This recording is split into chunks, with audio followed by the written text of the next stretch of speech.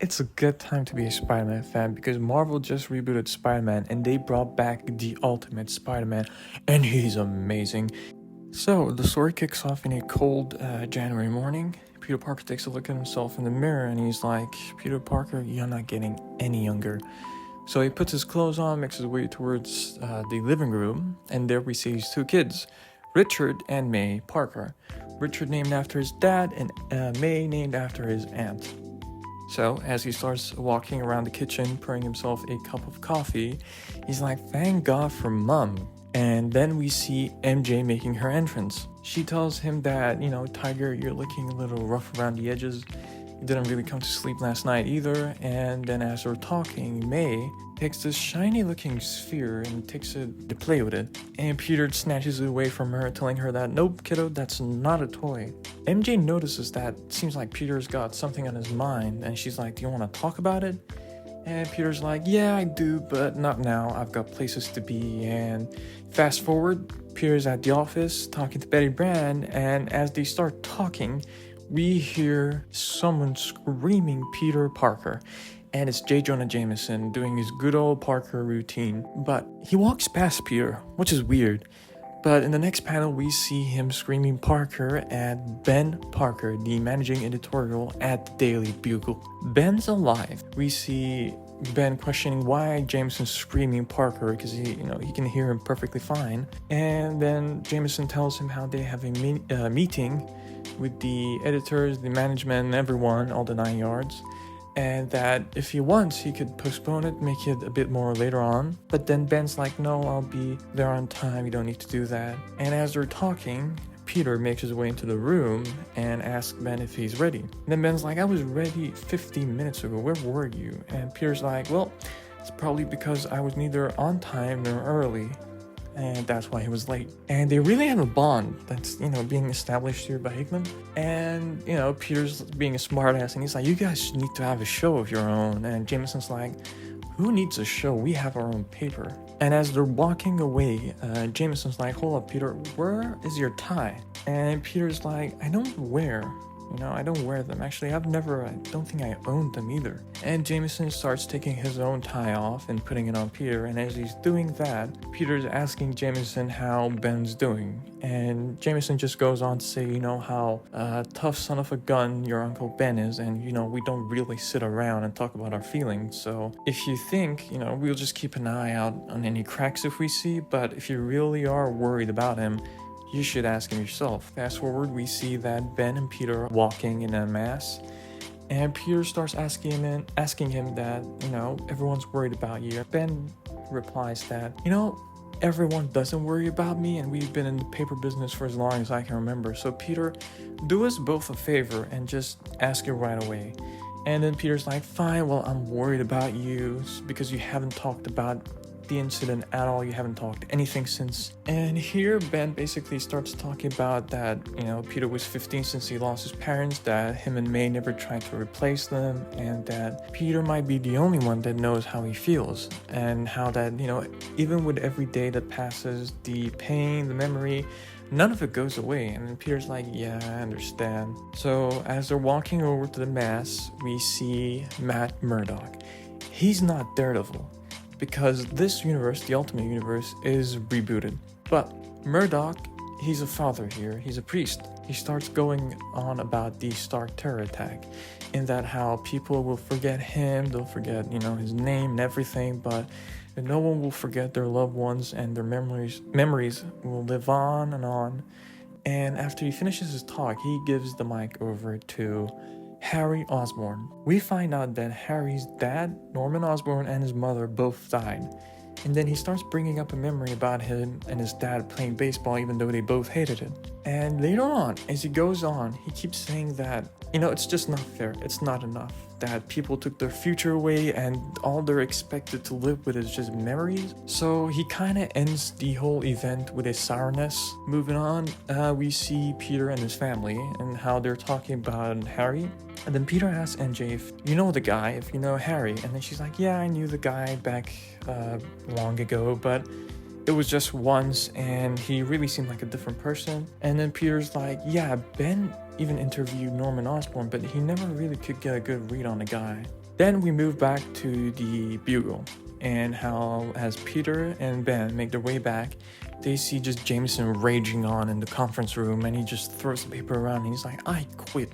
Ben tells Peter to keep his head down and to go on so that he doesn't get involved with it, and as Ben makes his way to the office, he demands an explanation. And then Robbie here goes on to say how the paper is going to be making some changes and that Jameson's not really with the plan, so he just quit.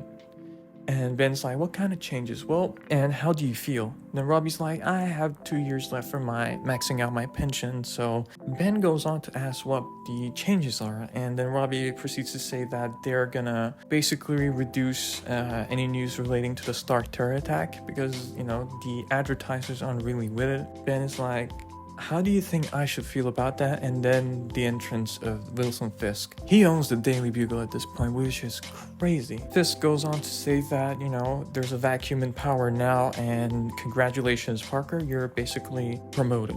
And that's if you won the job. So Ben does what he does. He takes a look at them, cracks a smile, walks out, and walks straight to Jameson in the elevator, and he's like, so, what are we gonna do now? Later on, we see Wilson Fisk just getting out of his car, but it gets blown up. And who it is? The Green Goblin with a full-on tech suit just flying away after blowing up the car. We take a look at the bar with no name after the Fisk incident, and it's Ben and Jameson having a talk, and it looks like Ben's trying to just convince Jameson to start their own paper, and that's not working very well, but Ben just asks, are you good at anything else? And Jameson's like, no.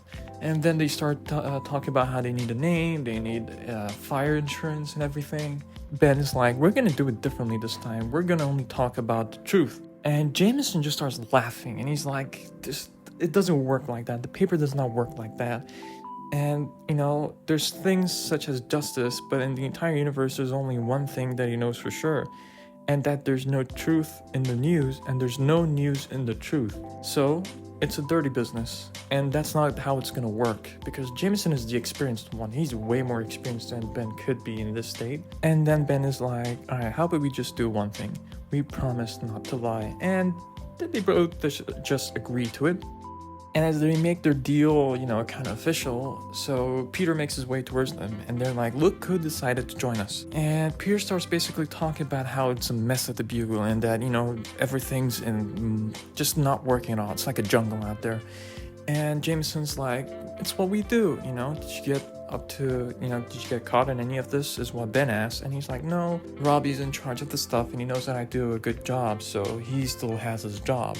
The real question that he has is, what are you two going to do? And Ben is like, we were just talking about that and we decided to start our own business. And then they ask Peter to join. And Peter's first question is, do you have any money about it? Like, do you have any money?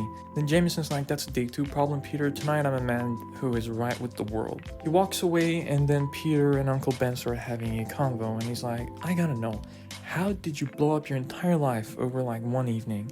And then Ben just basically goes on to explain that he could do whatever he wants. He goes on to say that, what's going on with you, Peter? And Peter starts going, well, I have a wife, I have kids, I have responsibilities, and I have all of that good stuff beyond the professional bliss. So I don't know I can throw everything away just because I want to change my life. Ben gets worried and he's like, is everything good between you and MJ? But Peter goes on to say, everything's fine between me and MJ, keeps saying how that I'm not good for her, but she's like, no, you're good for me, so that kind of makes him happy. And then he goes on to say that his entire life he felt like there's something missing, something wrong in his life, that he never could put his finger on it, like to find out what exactly it is. He just found out that all of that theories he had is right. He was right, and he doesn't know what to do with it now. And Ben does what he does always. He does the best.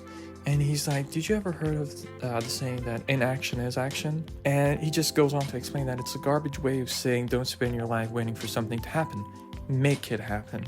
And with that, Peter basically gets the green light to go on with changing his life. So flash forward to Peter being back at his house. He meets up with his son Richard, and he tells Richard that it's his bedtime, and then Richard's like, well, I'm reading this book, A Tale of Two Cities. And then they start to have a talk over it, but that's not important. We gotta move forward. And then we see MJ waiting for Peter.